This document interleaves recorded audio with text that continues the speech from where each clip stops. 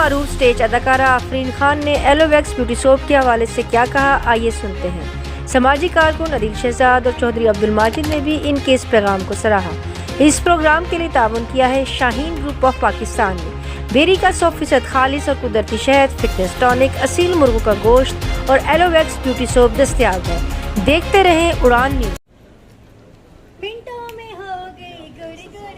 सारी दुनिया पूछती है कि आपकी खूबसूरती का राज क्या, आपका कलर इतना फेयर कैसे है, आप कौन सा ब्लीच लगाती है, कौन सा फेशियल करती है, कौन सी प्रोडक्ट यूज़ करती है।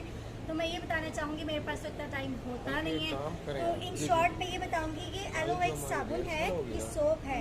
इसे यूज़ करिए, इसके अंदर जो चीज़ें मिली हुई हैं, जिन चीज़ों से ये बना है, उसकी खासियत ये है कि आप जब फेस वॉश करते हैं तो समझ में आपका फेशियल हो गया। 5 मिनट में